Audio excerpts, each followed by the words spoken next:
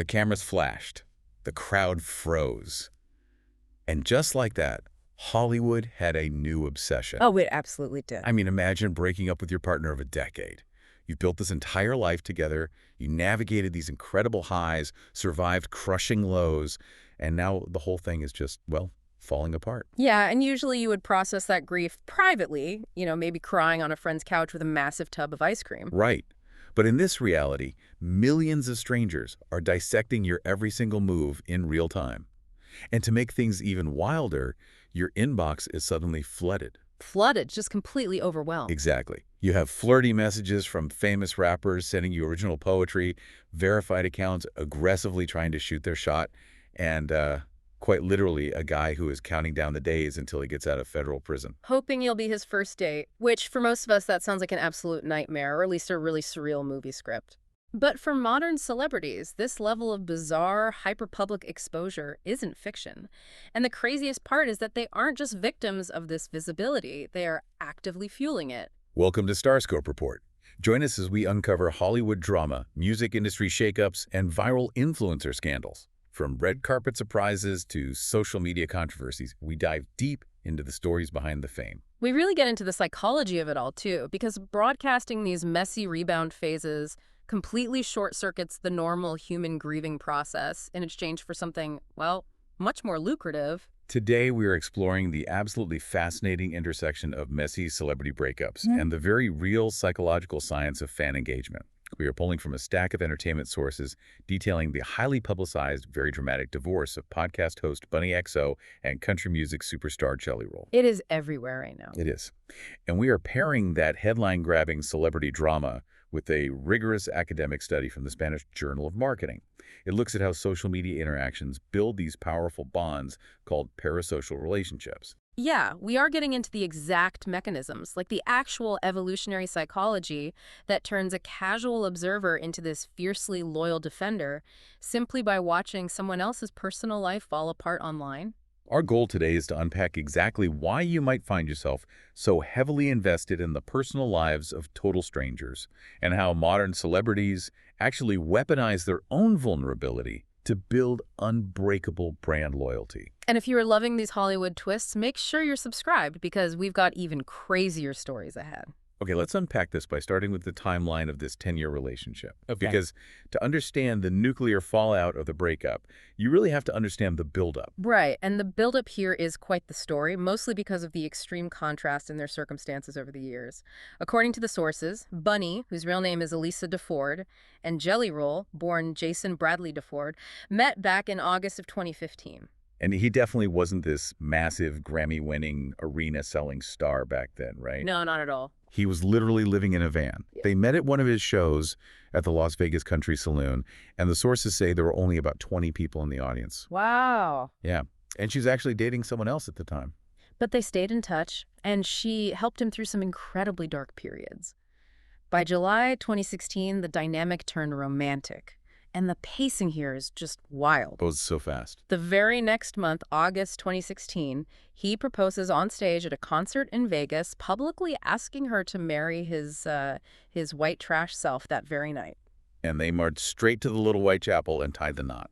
Just like that. Exactly. Fast forward to May of 2026. A decade of marriage, supporting each other through his massive mainstream success. We're talking about his song Son of a Sinner hitting #1 and his incredibly public 200-plus pound weight loss transformation. Right. But then, on May 18th, 2026, Jelly Roll files for divorce, citing irreconcilable differences. The official date of separation is listed as May 9th. And this is typically where the narrative gets taken over by tabloids, speculating about infidelity or secret betrayals. Always. That's the usual playbook. But Bunnie bypassed the tabloids entirely. She went straight to her massively successful podcast, Dumb Blonde, and stated clearly that there was no cheating on either side. It was something much more agonizing, actually. She revealed that the separation happened after a massive Mother's Day argument. Yeah, they had been going through these exhausting, emotionally wrecking rounds of IVF. She detailed how it absolutely wrecked her emotionally, spiritually, and physically. Which is just devastating to go through publicly. Totally. And during this fight, in a moment of sheer anger and frustration, she looked at him and told him to file the divorce papers. And because emotions were running so high, he actually filed them. But the aftermath of that filing is what really brings us to the core of our deep dive today. Yeah, and that's not even the wildest part. Wait till you hear what came next.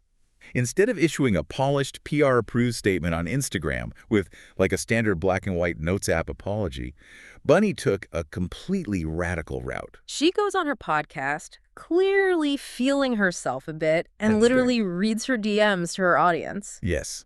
She is reading the messages that celebrities started sending her immediately after the divorce broke. It's so bold. She's got guys with blue check marks sliding in, rappers sending her actual poetry. Wait, poetry? Really? Yes, actual poems. Yeah. And one guy messaged her offering to be with her specifically because he has, quote, no face tattoos and is a bit more hefty than Jelly Roll. Oh my gosh. Which, by the way, annoyed her because she said she's trying to get away from him, not date a clone of him.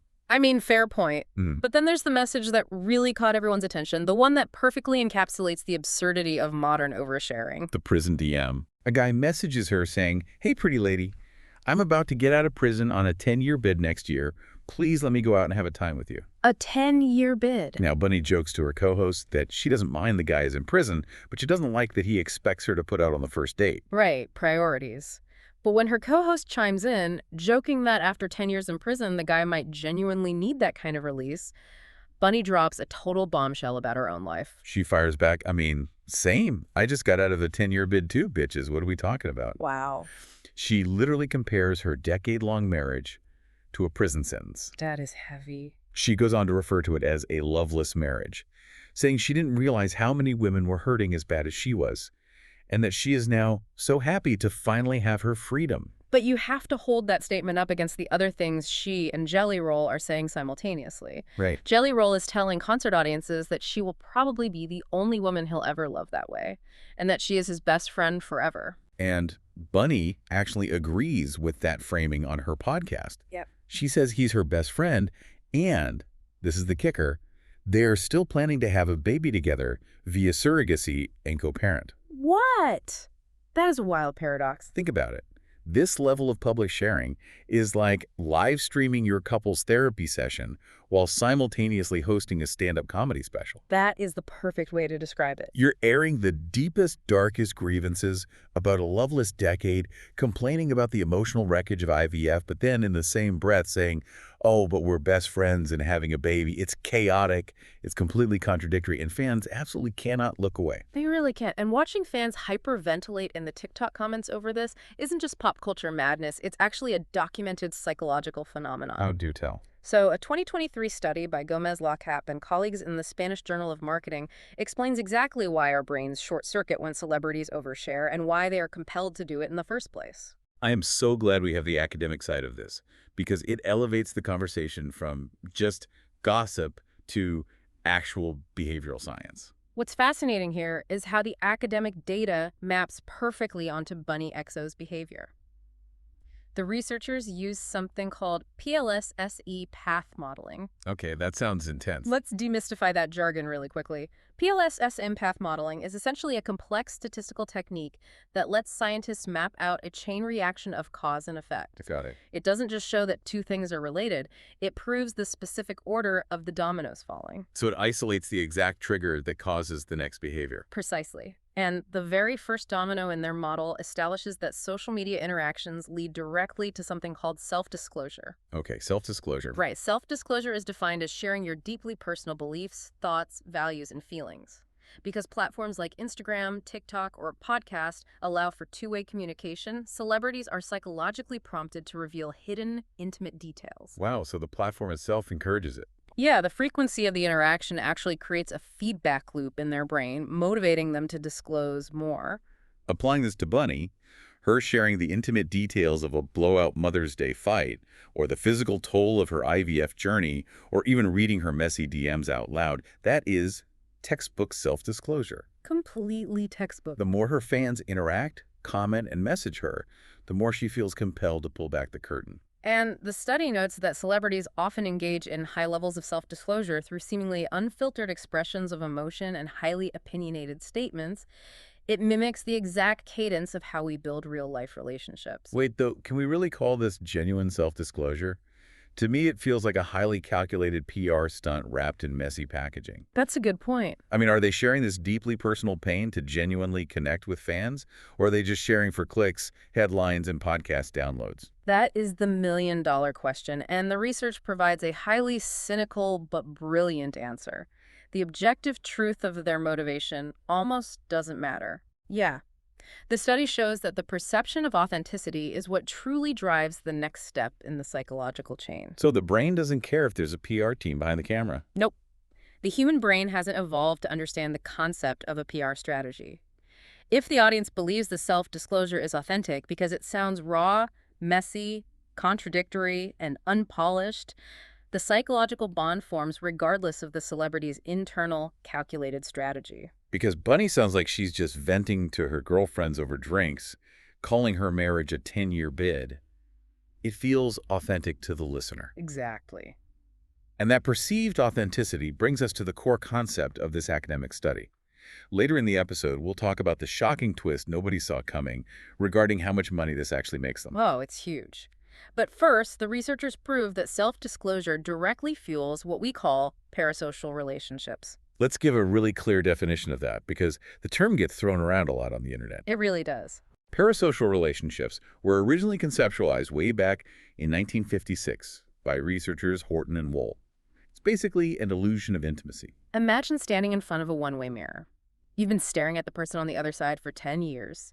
You know their quirks, you know their fears, you know the intricacies of their fertility struggles and their Mother's Day arguments. You feel a deep, profound friendship. Right. But if that glass shatters, you realize they were just staring out into a massive crowd and they have absolutely no idea who you are.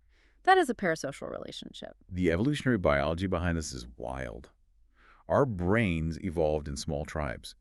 For hundreds of thousands of years, if you saw a human face crying or heard them venting about their relationship, it meant they were standing right in front of you. Yeah, it meant you were intimately connected to them. Our lizard brains simply haven't updated to understand that a podcast reaches millions of people. It just registers the vulnerability and says, oh, this is my close friend. The context of the Gomez-Lacap study really grounds how powerful this evolutionary glitch is in modern commerce. The researchers didn't just look at abstract psychological theories. They looked at 542 Filipino consumers of smart communications. Okay, what is that? That is a massive telecommunications brand in the Philippines. And at the time of the study, smart communications was heavily endorsed by the global K-pop phenomenon, BTS. Oh, wow. BTS has one of the most mobilized, emotionally engaged fandoms on the planet, the RMY. Exactly.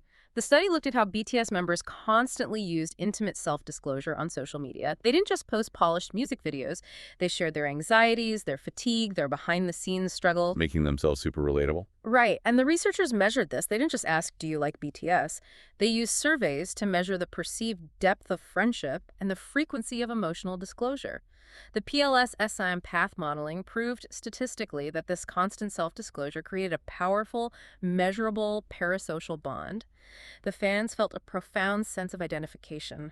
If we map that BTS parasocial bond back to the country music world, you see the exact same dynamic playing out in the fans' reactions to this divorce. Let's look at the TikTok video Bunnie posted right after the divorce news broke. Oh, that video perfectly illustrates the entitlement fans feel when they believe they are part of the relationship. She posts a cryptic TikTok of her sitting at a restaurant with friends. The audio she's lip-syncing to is Jelly Roll's song No Limit Freestyle from 2018. Of course it is. And she's specifically lip-syncing to lyrics that were written about her, saying, "My girl's super bad, she looked like a human Barbie." The comment section instantly became a psychological case study. One commenter literally wrote, "This is so messy and I'm so invested." Another said, "So her and Jelly are getting divorced, but she plays the Jelly Roll song.